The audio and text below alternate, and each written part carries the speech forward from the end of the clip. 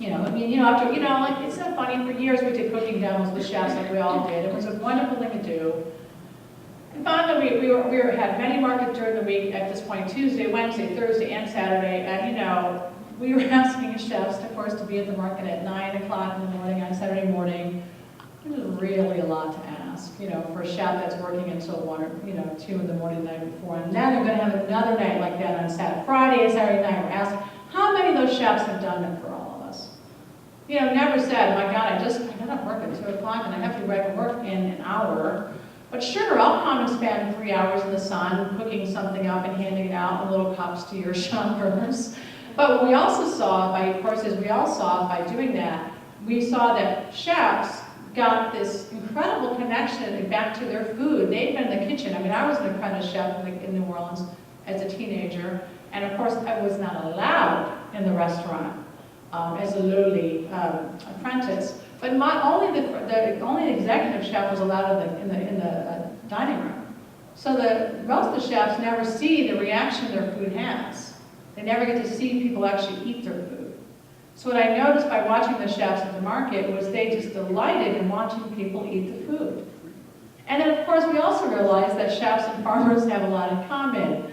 And that they're a natural partnership. They have a lot of the same, let's just say, grumpiness factor at times, but also some of the same. They're a lot of pretty brave group, right? And they really understand each other. And if you leave them alone, if you let them interact, great things can happen. I think for the farmers market in New Orleans, I think twice we've had the president of the board be a chef. And both times those chefs have been, they've expanded their knowledge so quickly. They're so willing to learn new things and do new things. Don't underestimate. And let me just say on that note, not just executive chefs. We started to realize that we asked a lot of our executive chefs, and we continue to, or chefs as we say, we started to realize there were a number of sous chefs in every one of those kitchens who were working their way to chef and had little more time than the executive did, and had maybe a little bit more flexibility. So we started to work very deeply with the sous chefs in the market, and that was a really amazing thing. We were watching the new leaders come, and we were influencing them, because we were spending a lot more time as they were growing themselves to their next level. So that's another important lesson, is look around in those stakeholders and see who might be there. And of course, natural capital, I would suspect that your region's a little farther along than mine in some ways than this area, because in the South, we are land rich and water rich in my area. And we don't value land very much, unfortunately, in the South. We have a lot of it and not that many people. And it's been controlled as commodity, is of course, certainly part of the history you all have as well.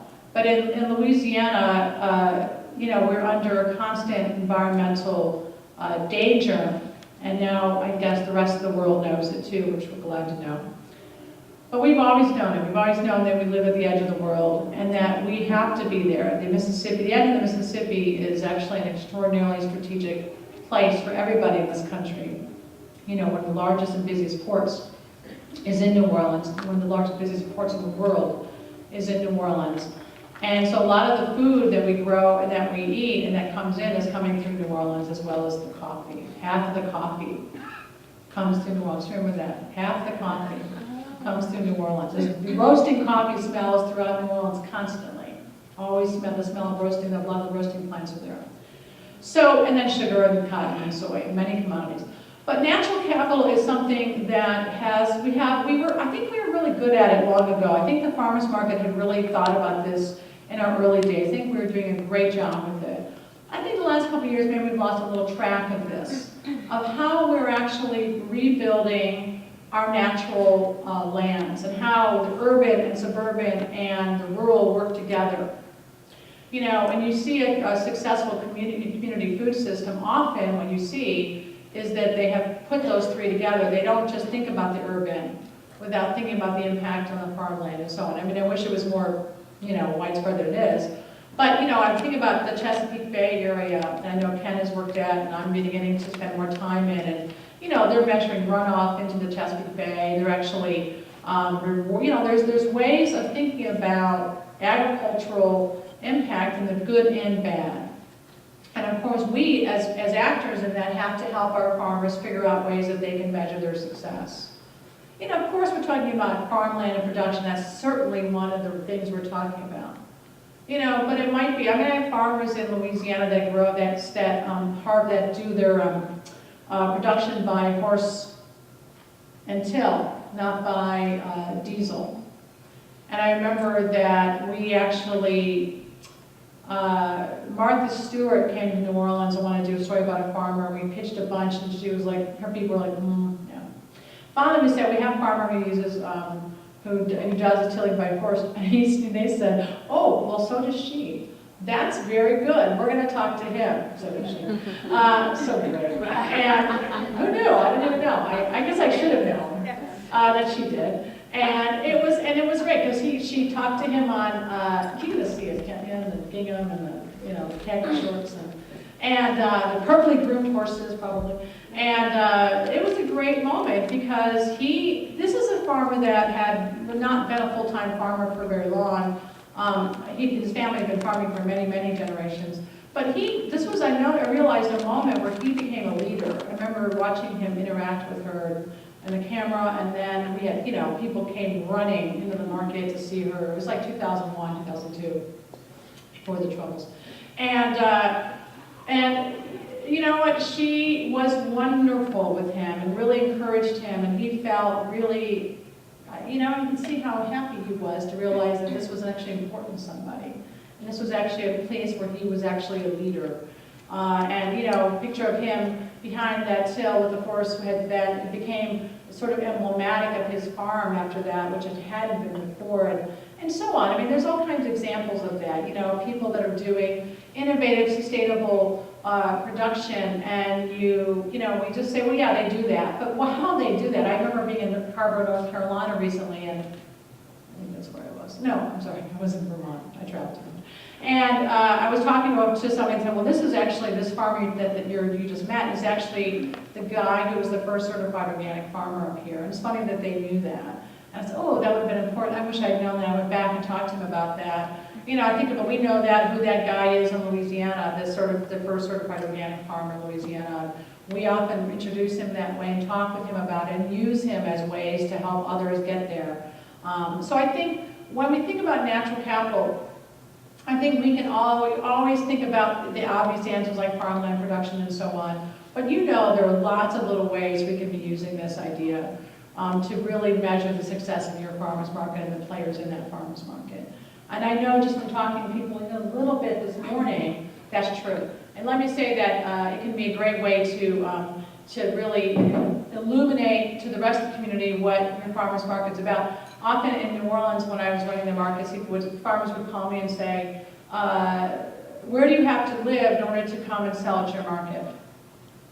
And I would say, well, I can give you a number, but it's really not true. We don't have a mile limit, we don't have a state limit, because we're right near Mississippi, of course, in New Orleans. And I say, the truth is, anywhere the American alligator lives, I'll let you come. And people are like, okay, let me call you back.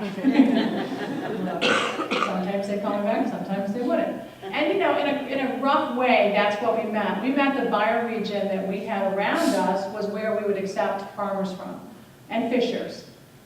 We weren't about mile limit because we were we relied so heavily on Mississippi innovation and farmers that are in production in Mississippi. Some of our earliest founders were the farmers from Mississippi, and we're literally, there's no question that we're in the same system as Mississippi and parts of Alabama and parts of northern Florida and parts of the Carolinas. That is the same system basically, and we know that by how we eat food. I remember being in Houston and New Orleans and in High Springs, Florida, in the same week, and it was the week that it was citrus season, and we, of course, one of the main products that we eat in New Orleans is, that one of our wonderful treasures is satsumas. Satsumas are a wonderful treasure. Citrus, it's like a small mandarin brought to us by the Jesuits, planted in the Bend of Plaquemines Parish. many, many generations ago. And satsumas are very delicate, so they don't travel well. So they've been pretty much lost in the grocery stores. When the farmers markets opened, they came back into that, and which was very great. But you know, they only really sell well in the farmers markets. It's wonderful that we have. They don't ship well at all. And that same week, we had satsumas in our market, and our satsumas sell for like a bag of 12 or so for $2, and people just buy bags of them. There's really an iconic member of the farmers market. Fall. They start in fall. And then in Houston, the citrus growers were urban growers who were doing heirloom varieties. They had like 3 for $1, and they were beautiful. They were not the varieties we had. They were very special, and they were like, well, there's 3 we have, there's the satsumas. And then I was in High Springs, and they had some satsumas. They're like, yeah, it's not much of a, we don't really do much with satsumas. And I just thought how interesting across the same, other citrus is much more important, much bigger, and much better. And across that same longitude, how we could look at food differently within 1 week, how I could see how we each looked at it differently. And so again, those kinds of answers, I mean, I'm sure most of you have seen the RAFT map, Renewing America's Food Traditions food map. It's on the back of my business card. I thought about putting a picture, but I forgot to do that. It was what, maybe 5, 6, no, longer than that, a dozen years ago that was created. And it shows different food regions in this country, and it really, of course, it just completely ignores political lines, as it should. And that's what we have to think about too. We're not just working in one state when we're talking about our food sheds or our bioregions. We have to think about our partners in our neighboring states as well, how we're going to work with them, how we're going to measure success. Just in Vermont, talking to their Secretary of Ag, who everybody calls Chuck Ross. Chuck says, I know I've got to think about Vermont, and I am, but I'm also thinking about the states around me, and I, sort of sat back and thought, are you in an elected position? Because that's an amazing statement. But he's thinking about how his food system sits within other food systems as well. And he's going to think about that and do some partnerships. It's a great idea. And of course, you have incredible neighbors around Illinois that are doing amazing work.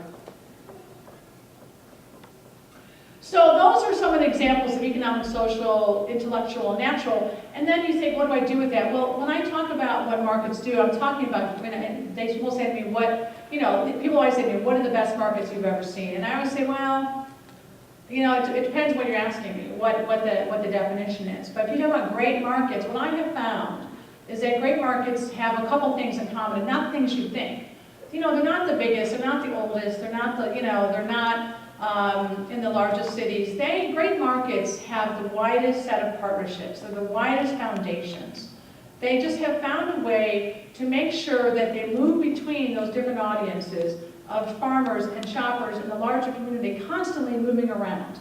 And they're thinking about that in all these ways, in economic and social and intellectual and natural. How are we benefiting these audiences? What are we adding to it? And they're never staying put. They're not just doing this one work with shoppers. They're also making sure that farmers are growing. They're also making sure that the neighborhood is, they're also making sure policy is happening. And great markets are literally just always moving around, thinking about the multiple audiences and multiple impacts that they have. And so this picture over here of the dry whiteboard, of the sketchboard, is of students in the University of Virginia thinking about multiple indicators in Virginia. So they're looking at these indicators that I've been creating with the Farmers Market Coalition and Dr. Morales at the University of Wisconsin, other people that come from the communities. We didn't come, these indicators we're talking about, like those indicators that I showed you, they didn't come out of my head, they came out of me going to farmers markets and watching, seeing how they're measuring themselves. So we're simply trying to make sure that we can gather them all and help you figure out which ones you work for you. You can pick a couple every year and say, here's what we're going to measure this year, here's our goal this year. Well, great markets really do. They move around between the different audiences constantly.